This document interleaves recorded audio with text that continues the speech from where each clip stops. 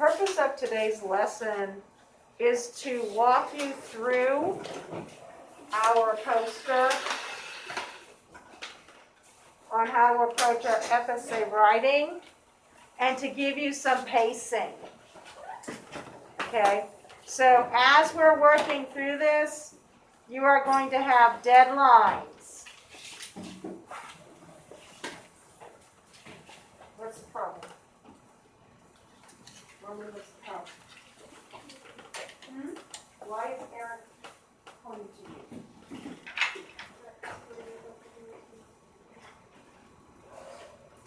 Is that your job? So stay seated at your seat. It's not your job.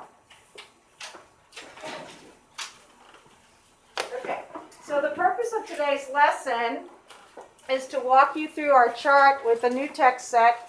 I know that some of you did have the opportunity to preview it yesterday and to do some work with it, but I noticed that several of you were struggling. So we're going to walk through, and I'm also going to be giving you times. Okay? I'm going to be timing you to give you an idea of how you need to pace yourself. When we were taking the mock test and I walked through this room, okay, come. When you were taking the mock test and I walked through the room to kind of gauge where you were, a lot of you were still doing your planning sheet after the break. And that's unacceptable. When we come out of that break, you should be starting your second body paragraph. You should not be still planning your essay. So we've got to work on our pacing. We've got to work on getting faster at doing this. Okay, so just to put this in perspective, let's just start out by talking about the fact that we have been using text sets since the second week of school. For Writer's Workshop, we have been writing essays since the second week of school. We are now almost at the end of the third quarter. 27 weeks of school. When we finish this quarter, which is right after we come back from break, we will have been in school for 27 weeks. We have been working on essay writing for 27 weeks. So just stop and think for a second about how you're doing.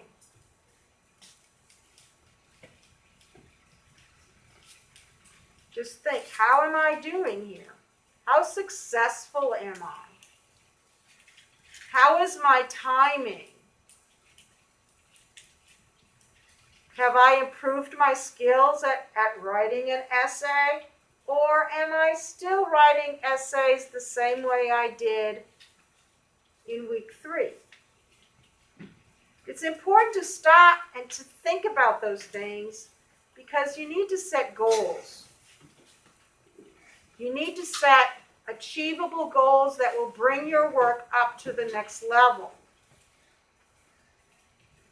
Okay, so let's go ahead and start with our chart. So the first thing it says, read the prompt. So everybody, you should flip to the prompt page.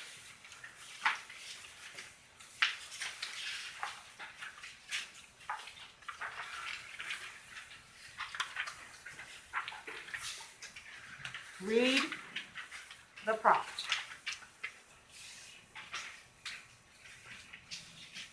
So no matter where the prompt page is, whether it's the first thing or whether it's after the text set, first thing we do is read the prompt. So go ahead and read it to yourself.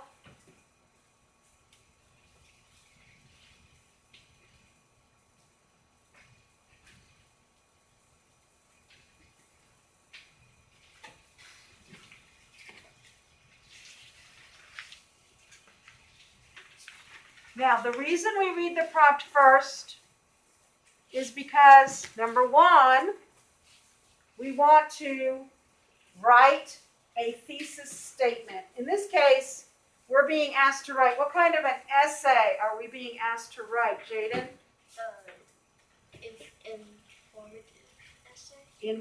Informational, right? Informative, where we explain something. So on this paper, on the prompt, how many thesis statements, Roman, are we going to write? Pardon me? One. Because it's informational. All right, now, the reason why we want to do that now is because what I observed on the mock was that a lot of people did not write their thesis statement before they started reading. And as they read through the text set, and you all know, you've experienced this, I've experienced this, I think everybody does.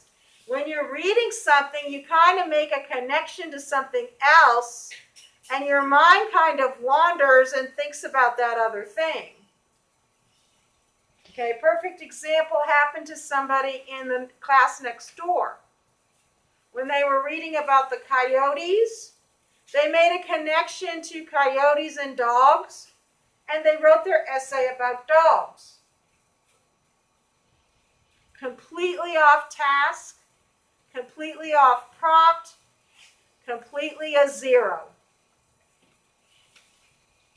No matter how well it was written. So we write our thesis statement on the prompt sheet first thing before we read. So go ahead and do that. You have 3 minutes.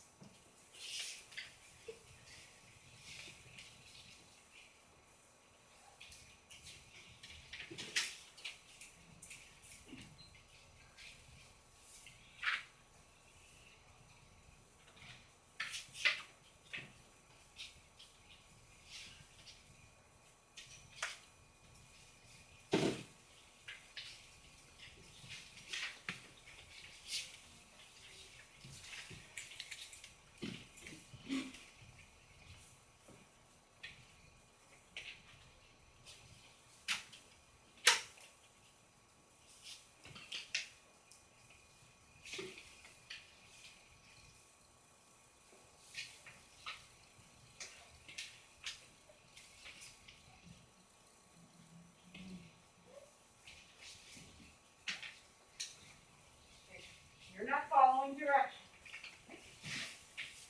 Who can tell Roman where he's supposed to write his thesis statement? Marley? On the fifth paper. On the what paper? What does it say at the top of the page? Right. The writing prompt page. So when you're writing yours on the planning sheet, you're not following directions. That's 2 points.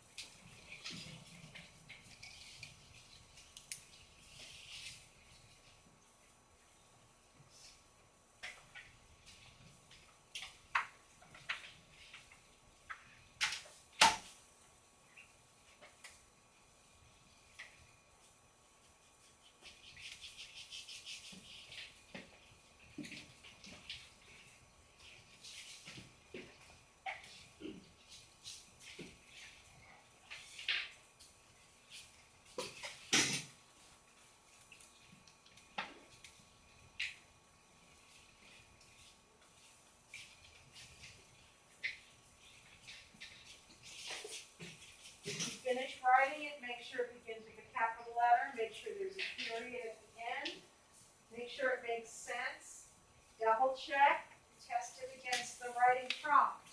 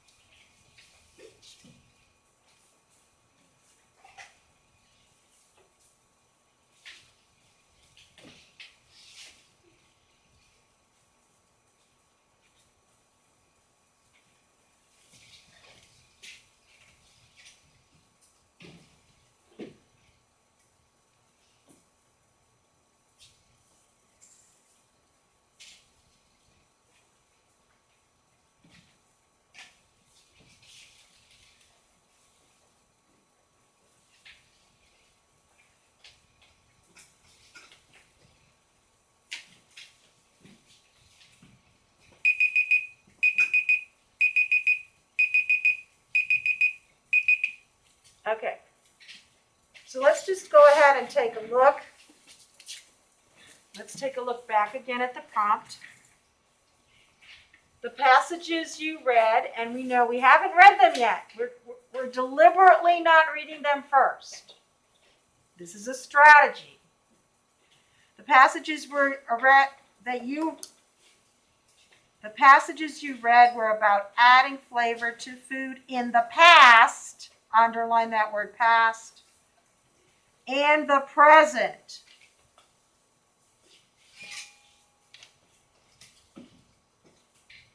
Write an essay in which you explain the similarities and differences in making food taste better during each of these times.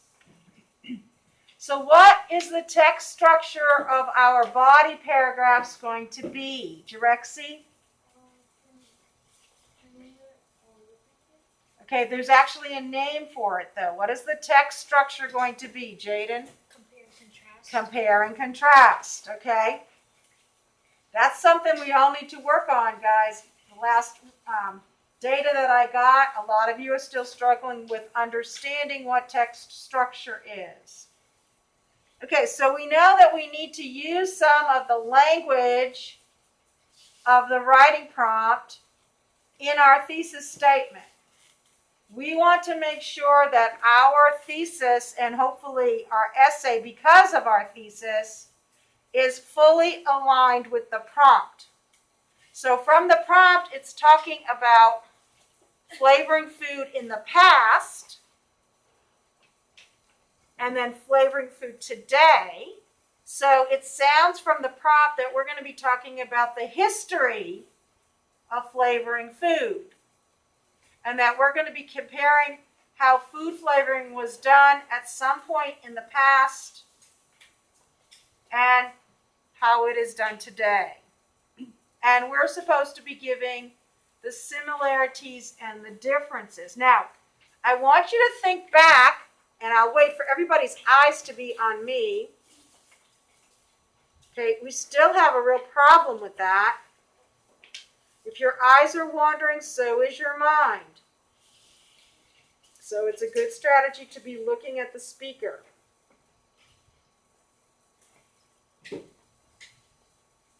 So we want to make sure that if we think back to our literary essays that we did, where we compared two stories with the same theme. Everybody remember that? Our main idea sentences were how they were similar. Our body paragraph or details explained the differences in the two. All right, so compare your thesis statement to the thesis statement I'm going to write down. Now, you don't have to have the exact words that I'm writing down, but you have to have the exact meaning that I'm writing down. If you're talking about food tasting great, okay, you're off prompt. All right, so compare your thesis statement with mine.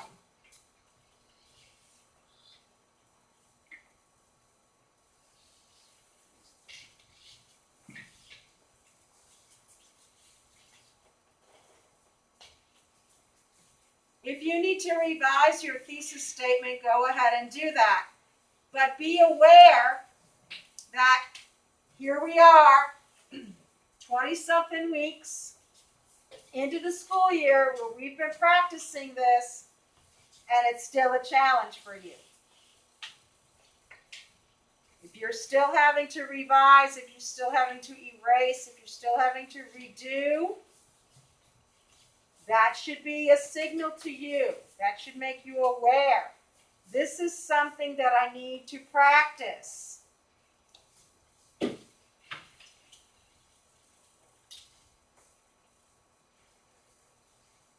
Now, keep in mind also that this is a working thesis. It might have to be revised again once you read and get ready to plan.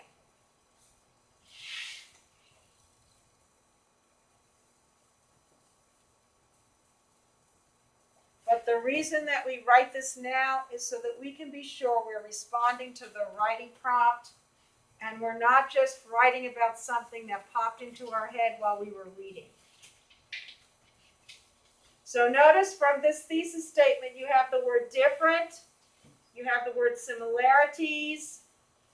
So the thesis statement itself reflects that text structure of comparing and contrasting. Okay, so we have completed the first bullet, reading the prompt first. We've completed the second bullet of writing our thesis statement on our writing prompt page. We don't want to put it on our planning sheet because we might have to revise it when we go to put it on our planning sheet.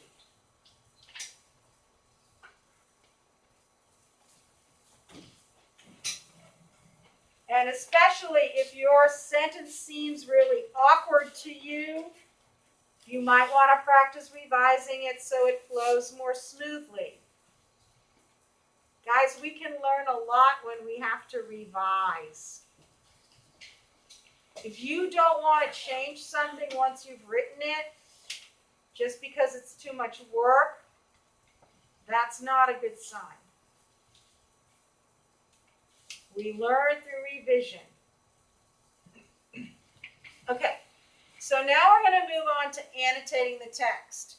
Now, remember, guys, the other day I was walking around looking at some of the ways that you have annotated the text for your American Revolution. And one of the things I noticed is that some of you are writing these big, long sentences as your annotation. Now, if you go back to the text to look for something, you have to stop and read all of those sentences. That's not the idea of annotating the text. Annotating the text means you're just going to write down one or two words.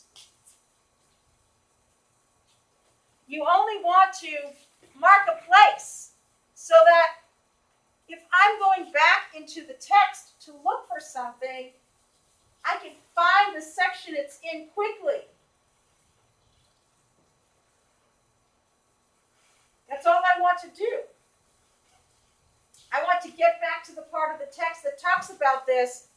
I don't want to have to read through the entire text set to find it. And again, guys, each step on this chart, each step that I've taught you is important. It all fits together. Annotating the text in this way is going to help you identify how the two pieces of text are similar. It's going to help you to get back quickly to what the information that you need to find and use. Okay, this text set is written at a 4th grade level. If you're reading a Just Right book, which for most of you should be a 4th grade book,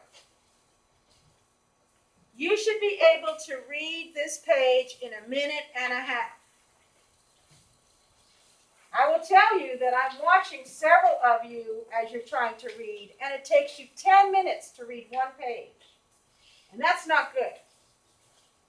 That is not good at all. So, there are a couple of things you need to stop and ask yourself. Number one, am I reading books for long periods of time, reading lots of pages? That helps to speed up your reading. That impacts your fluency. Fluency is the speed in which you can read. One way to increase that, if you are reading very slowly, is to read more, to read every day without skipping days. The other thing you need to ask yourself is if it's taking you a long time to read, am I just reading? Or am I looking out the window, checking the time, playing with my erasers, coloring my fingernails, going to the bathroom? What am I doing doing during the time I'm supposed to be reading this? Am I focused? Am I engaged? Am I doing the work with every bit of effort that I have? Or am I just playing a waiting game with the clock? Because if you don't speed up how you're reading, if you don't speed up how you're processing the text set, you're not going to make it. 2 hours is all you get. 2 hours is all you get. Okay, so this is 5. This text set is 5 pages long. 3, 4, 5. So if you can read a piece of a page, just reading, in a minute and a half, but I'm asking you to also annotate. I'm going to give you 3 minutes to read each page and to annotate while you're reading. 3 minutes, which means a 5-page piece of text, you have 15 minutes to read it and annotate it. Does everybody get that? Okay, go ahead and start right now.